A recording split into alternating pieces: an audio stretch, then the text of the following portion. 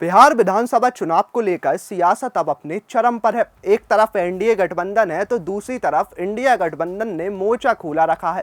लेकिन सबसे बड़ा सवाल जो हर किसी के जुबान पर है, क्या इस बार भी नीतीश कुमार ही एनडीए के मुख्यमंत्री चेहरा होंगे या फिर बीजेपी बिहार में महाराष्ट्र वाला फॉर्मूला दोहराने जा रही है? आज हम इसी पर करेंगे पूरी पड़ताल। दरअसल पटना में एक निजी चैनल के कार्यक्रम में केंद्रीय गृह मंत्री और बीजेपी के कद्दावर नेता अमित शाह ने एक ऐसा बयान दिया है जिसने बिहार की सियासत में हलचल मचा दी है।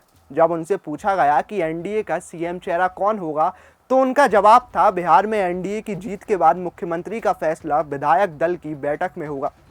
अब जरा ठहरिए, इस एक लाइन के पीछे छुपा है बिहार की सत्ता का पूरा मैथमेटिक्स। मतलब साफ है, बीजेपी अब पहले की तरह नीतीश कुमार को सीएम फेस घोषित करने से बच रही है।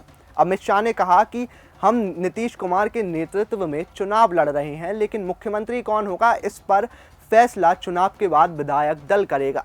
यानी अब कोई पहले से तय चेहरा नहीं है। जो पहले एनडीए में परंपरा थी वो इस बार गायब है। अमित शाह ने आगे कहा, मैं कौन होता हूं किसी को मुख्यमंत्री बनाने वाला, इतनी सारी पार्टियों का गठबंधन है, विधायक दल की बैठक होगी और वही अपना नेता चुनेगी। साथ ही उन्होंने ये भी कहा कि हमारे पास अभी भी ज़्यादा विधायक हैं, फिर भी नीतीश कुमार हमारे मुख्यमंत्री हैं। यानी अमित शाह ने सम्मान तो दिखाया, लेकिन भविष्य को लेकर दरवाज़ा खुला छोड़ दिया। अब सवाल यही है कि क्या बिहार में बीजेपी महाराष्ट्र वाला फॉर्मूला दोहराने जा रही है? आपको याद दिला दें कि साल 2024 में महाराष्ट्र में बीजेपी ने यही किया था और उसके बाद जो कुछ भी हुआ वो आप सब ने देखा। और अब एक बार फिर वही स्टाइल, वही बयानबाजी और वही पॉलिटिकल मूव बिहार में भी देखने को मिल रहा है।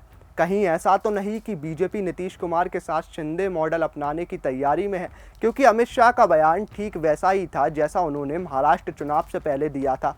अमित शाह ने नीतीश कुमार की तारीफ भी की, कहा कि वे भारतीय राजनीति के अहम नेता हैं, कांग्रेस में कभी शामिल नहीं हुए, जेपी आंदोलन से निकले और हमेशा कांग्रेस के विरोध में खड़े रहे। लेकिन राजनीति में तारीफ हमेशा समर्थन की गारंटी नहीं होती, कई बार ये सिर्फ एक राजनीतिक शिष्टाचार होता है। तो क्या बीजेपी नीतीश कुमार को फिलहाल चेहरा बनाकर चुनाव लड़ना चाहती है, लेकिन नतीजे आने के बाद किसी नए चेहरे को सीएम बनाने का प्लान है? राजनीतिक विश्लेषक भी मान रहे हैं कि बीजेपी का फोकस अब हर सीट पर अपने बूथ और वोट बैंक को मजबूत करने पर है, ना कि केवल नीतीश कुमार के भरोसे चुनाव जीतने पर। पीएम मोदी पहले ही कह चुके हैं, हर बूथ पर हर कार्यकर्ता ही मोदी है। यानी पार्टी अब किसी एक चेहरे पर निर्भर नहीं रहना चाहती। ऐसे में अमित शाह का ये बयान नीतीश कुमार की कुर्सी पर खतरे की घंटी भी हो सकता है। हालांकि अमित शाह ने साफ कहा है कि हम नीतीश कुमार के नेतृत्व में ही चुनाव लड़ रहे हैं, लेकिन बिहार की सियासत में सब जानते हैं, बीजेपी और नीतीश का रिश्ता प्यार भी है, टकरार भी है, और एक दौर में साथ आए, फिर अलग हुए, फिर वापस मिले और अब फिर से सस्पेंस गहरा रहा है। तो अब सवाल ये है कि क्या बिहार में चुनाव के बाद कोई नया सीएम देखने को मिलेगा? क्या बीजेपी अंदर खाने किसी नए चेहरे को आगे बढ़ाने की तैयारी में है, या फिर एक बार फिर नीतीश कुमार ही एनडीए की सरकार का नेतृत्व करेंगे?